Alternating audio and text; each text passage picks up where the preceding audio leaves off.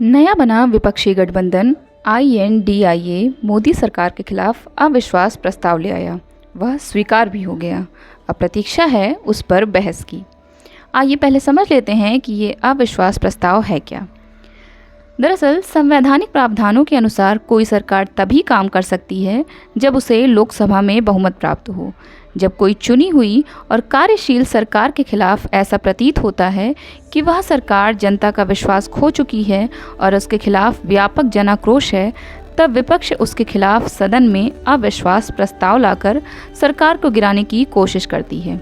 इसके लिए विपक्षी पार्टी के सांसद को लोकसभा स्पीकर को लिखित रूप से सूचना देनी पड़ती है। उस प्रस्ताव को 50 सांसदों का समर्थन होना चाहिए। स्पीकर उस नोटिस को मंजूरी देता है, तब माना जाता है कि सरकार के खिलाफ अविश्वास प्रस्ताव आएगा।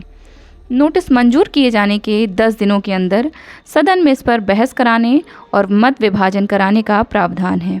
देश के संविधान में अविश्वास प्रस्ताव को वैसे तो कहीं स्पष्ट उल्लेख नहीं किया गया है, लेकिन संविधान के अनुच्छेद 118 के तहत हर सदन को अपनी प्रक्रिया बनाने का अधिकार है।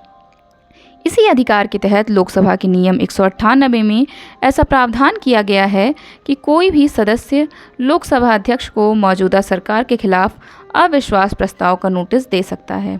लोकसभा अध्यक्ष से अविश्वास प्रस्ताव को मंजूरी मिलने के बाद सदन में बहस का दिन तय किया जाता है। उस दिन प्रस्ताव लाने वाली पार्टी को चर्चा में बहस के लिए सबसे पहले बुलाया जाता है। उसके बाद सत्ता पक्ष तथा विपक्ष को अपनी बात रखने का मौका दिया जाता है।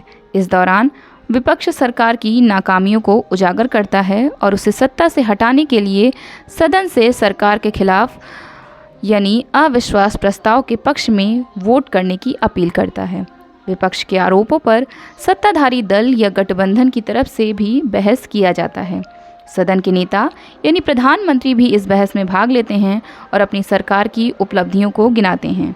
चर्चा पूरी होने के बाद लोकसभा अध्यक्ष प्रस्ताव पे मत विभाजन कराता है। मत विभाजन ध्वनिमत या मतदान कराकर किया जा सकता है। अगर वोटिंग में सरकार बहुमत साबित नहीं कर पाती है तो सरकार गिर जाती है। साल 1978 में तत्कालीन प्रधानमंत्री मोरारजी देसाई की सरकार पहली बार विश्वास प्रस्ताव हार गई थी। अटल बिहारी वाजपेयी सरकार भी 2 बार अविश्वास प्रस्ताव हार चुकी है।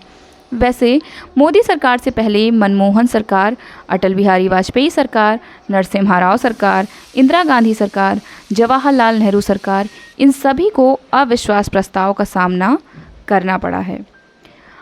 INDIA भले ही अविश्वास प्रस्ताव को अपनी जीत समझ रहा हो और यह मानकर चल रहा हो कि उसे संसद में अपनी एकजुटता एवं ताकत दिखाने का अवसर मिलेगा, लेकिन एक तो इस प्रस्ताव का गिरना तय है और दूसरे जब इस पर बहस होगी तो उसके भरे पूरे आसार हैं कि सरकार और विशेष रूप से प्रधानमंत्री की ओर से इस नए गठबंधन की कथित एकजुटता की पोल भी खोली जाएगी और उसकी आपसी खींचातान को भी उजागर किया जाएगा।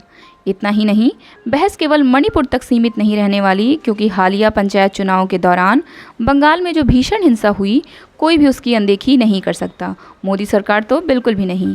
यह सही है कि अविश्वास प्रस्ताव लाकर विपक्ष ने अपने इस उद्देश्य को हासिल कर लिया कि मणिपुर के मामले में प्रधानमंत्री को सदन में बोलना ही पड़ेगा, लेकिन उसने उन्हें अपनी राजनीतिक हठधर्मिता को बेनकाब करने का अवसर भी दे दिया है। विपक्षी दल मणिपुर पर चर्चा की शुरुआत प्रधानमंत्री के वक्तव्य के साथ करने की अपनी मांग पर महज इसलिए अड़े थे ताकि अपने अहम को तुष्ट करने के साथ यह बता सकें कि INDIA के गठन के बाद वे राजनीतिक रूप से कहीं अधिक शक्तिशाली हो गए हैं और प्रधानमंत्री को चुनौती देने की स्थिति में आ गए हैं। इसमें संदेह है कि वे अविश्वास प्रस्ताव के जरिए ऐसा संदेश देने में सचमुच सफल हो सकेंगे। मणिपुर के हालात पर विपक्षी दलों की चिंता एक दिखावा ही अधिक दिखी, क्योंकि यदि वे वहां की स्थितियों को लेकर वास्तव में दुखी और गंभीर होते तो 4 दिन संसद का काम रोककर न तो नारेबाजी में अपनी ऊर्जा खपा रहे होते और न ही गृह मंत्री को सुनने से इनकार कर रहे होते। विपक्ष जो भी दावा करे, सच यही है कि उसने अपने राजनीतिक हित भुनाने के फेर में इस परंपरा की अनदेखी करना पसंद किया कि जिस मंत्रालय का मामला होता है उसके ही मंत्री को उस पर वक्तव्य देना होता है। मोदी सरकार की इस कार्यकाल में यह पहली बार है कि जब विपक्ष उसके खिलाफ अविश्वास प्रस्ताव लेकर आया है। इसके पहले उसने यह काम 2018 में किया था, तब भी उसे पराजय का सामना ही करना पड़ा था और इस बार भी ऐसा ही सुनिश्चित सा दिख रहा है, क्योंकि जहां भाजपा के नेतृत्व वाले राजग के पास लोकसभा में 330 से अधिक सदस्य हैं, वहीं INDIA के पास इसके आधे भी नहीं हैं। यह ठीक है कि भारतीय राष्ट्रीय कांग्रेस भी अविश्वास प्रस्ताव पर INDIA के साथ है, लेकिन यदि वे अपेक्षित संख्या बल प्रदर्शित नहीं कर पाते तो अपनी ताकत दिखाने का उनका दांव उल्टा भी पड़ सकता है।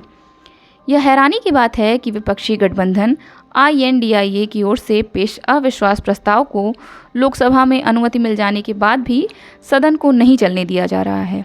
यह हठधर्मिता की पराकाष्ठा है और इसका प्रमाण भी कि विपक्ष ने ठान लिया है कि वह संसद के सत्र में कोई काम नहीं होने देगा। उसके अड़ियल रवैये से यह साफ है कि वह ना तो मणिपुर को लेकर गंभीर है और ना ही संसदीय कामकाज में उसकी कोई दिलचस्पी है। वास्तव में इसीलिए उसने संसद में हंगामा करने के लिए इस बहाने की आड़ ली कि मणिपुर पर चर्चा तभी होने दी जाएगी जब प्रधानमंत्री बोलेंगे। समझना कठिन है कि जब उसने अविश्वास प्रस्ताव के जरिए अपने इस उद्देश्य को हासिल कर लिया, तब फिर उसके लिए संसद में हंगामा करना आवश्यक क्यों है। INDIA के घटक दल भले ही यह जताने की चेष्टा कर रहे हों कि वे मणिपुर के साथ देश की अन्य समस्याओं की चिंता में दुबले हुए जा रहे हैं, लेकिन सच यह है कि वे नितांत अगंभीर हैं और अतार्किक रवैया अपनाए हुए हैं। उनकी अगंभीरता का प्रमाण इससे मिलता है कि वे नारी लिखी अपनी तख्तियां लहराने के लिए अतिरिक्त परिश्रम कर रहे हैं। कोई भी समझ सकता है कि उन्होंने संसद में काले कपड़ों में दिखने के लिए भी अपनी ऊर्जा खपाई होगी।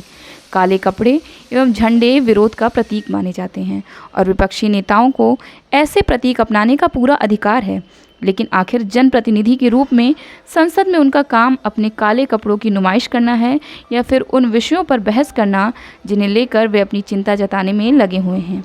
आखिर यह कैसी चिंता है कि चर्चा करने के बजाय नारेबाजी पर मेहनत की जा रही है। विपक्षी दलों के विचित्र व्यवहार को देखते हुए देश की जनता तो ऐसे ही किसी निष्कर्ष पर पहुंचने को विवश होगी कि वे हंगामा करने और संसद न चलने देने के लिए नित नए बहाने खोजने में लगे हुए हैं। यह हास्यास्पद है कि विपक्षी दल एक ओर राष्ट्रीय हितों की रक्षा की दुहाई दे रहे हैं और दूसरी ओर संसद में राष्ट्रीय अथवा आम जनता से जुड़े किसी विषय पर चर्चा भी नहीं होने दे रहे हैं। यदि वे यह मानकर चल रहे हैं कि जनता को यह सब समझ नहीं आ रहा होगा, तो इसका मतलब है कि वे इसे बिल्कुल नादान मान बैठे हैं। जनता सब देख रही है और समझ भी रही है कि कौन संसद न चलने देने पर आमादा है।